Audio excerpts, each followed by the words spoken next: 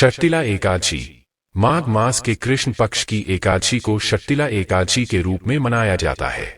कई जगह इसे तिलदा या फिर षष्टिला एकादशी के नाम से भी जाना जाता है। षष्टिला एकादशी के नाम के समान ही इस दिन तिल के प्रयोग का खास महत्व माना गया है। षष्टिला एकादशी के दिन तिल का 6 तरह स्नान, उपटन, आहुति, तर्पण, दान और सेवन से पापों का नाश होता है। इस प्रकार से तिलों का प्रयोग परम फलदायी माना गया है। षष्टिला एकादशी का व्रत करने से वाचिक, मानसिक और शारीरिक पापों से मुक्ति प्राप्त होती है।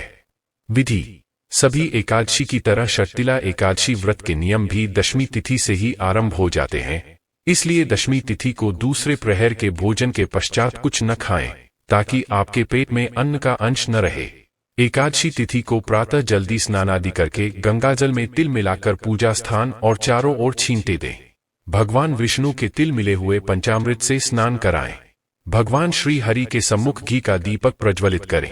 धूप दीप पुष्प से भगवान विष्णु का पूजन करें और एकादशी का महात्म्य पढ़ें, आरती करें और साथ ही विष्णु सहस्त्र नाम का पाठ करें। इस दिन किसी भी प्रकार से अन्न का सेवन वर्जित माना जाता है। एकादशी के अगले दिन यानी द्वादशी तिथि पर सुबह जल्दी स्नान करें और भोजन बनाकर भगवान विष्णु को भोग लगाएं। उसके बाद किसी जरूरतमंद या फिर ब्राह्मण को भोजन करवाएं। भोजन करवाने के पश्चात दान दक्षिणा देकर विदा करें। तत्पश्चात स्वयं भोजन ग्रहण करें। कथा: नारद मुनि त्रिलोक भ्रमण करते हुए भगवान विष्णु के धाम वैकुंठ पहुंचे।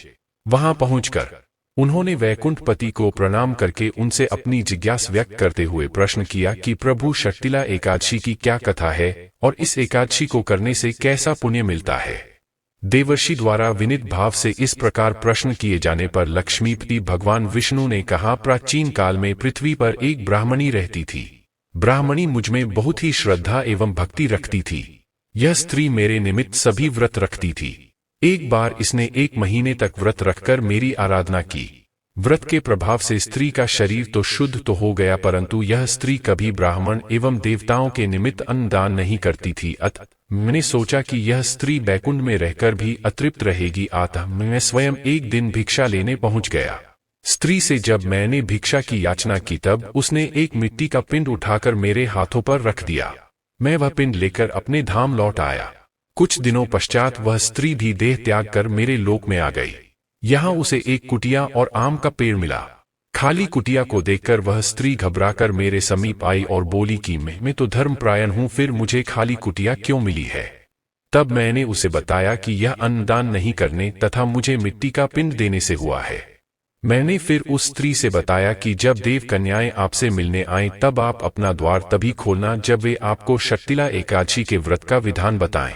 स्त्री ने ऐसा ही किया और जिन विधियों को देवकन्या ने कहा था उस विधि से ब्राह्मणी ने षष्टिला एकादशी का व्रत किया। व्रत के प्रभाव से उसकी कुटिया अन्न धन से भर गई। इसलिए हे नारद, इस बात को सत्य मानो कि जो व्यक्ति इस एकादशी का व्रत करता है और तिल एवं अन्न दान करता है, उसे मुक्ति और वैभव की प्राप्ति होती है।